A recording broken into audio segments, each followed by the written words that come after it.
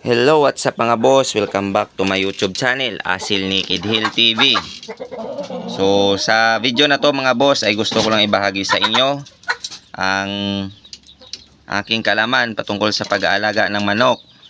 At ang atin namang pag-uusapan mga boss ay kung paano mapabilis na mag-recover yung ating nilaban na manok.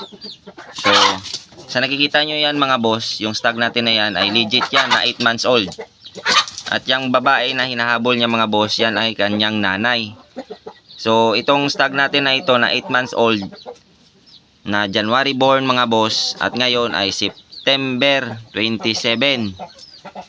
So, nilaban natin siya 3 days nang nakaraan mga boss. So, sa nakikita nyo, nanghahabol na siya ng babae, tapos masigla na siya mga boss. So, simple lang yung ginawa ko dito mga boss para mas mabilis siyang makapag-recover. Pagtapos niyang ilaban mga boss, nagturok ako ng testosterone o MIB.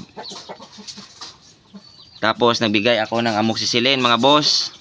Second day, nagbigay pa rin ako ng amoxicillin mga boss at nagbigay ako ng B12 capsule o B12 tablet. Pwede rin sa kanya mga boss.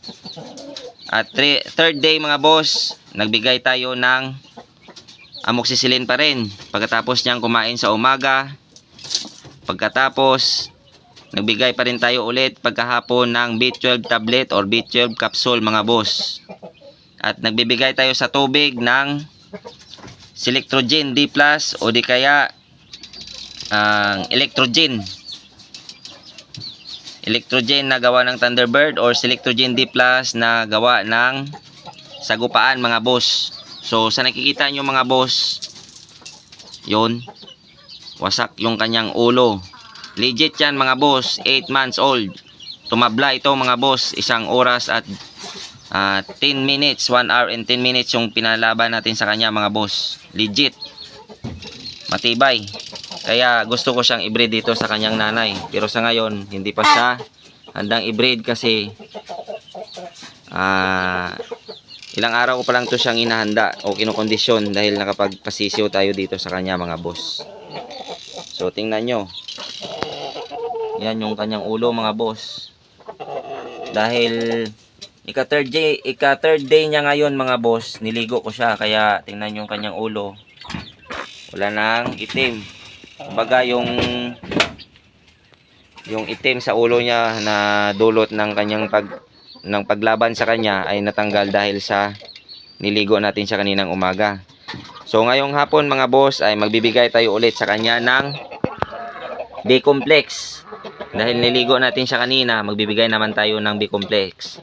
So sa nakikita nyo mga boss, parang hindi lang siya nakapaglaban dahil tingnan nyo, masigla na siya, nagkakaskas at naghahabol na ng babae.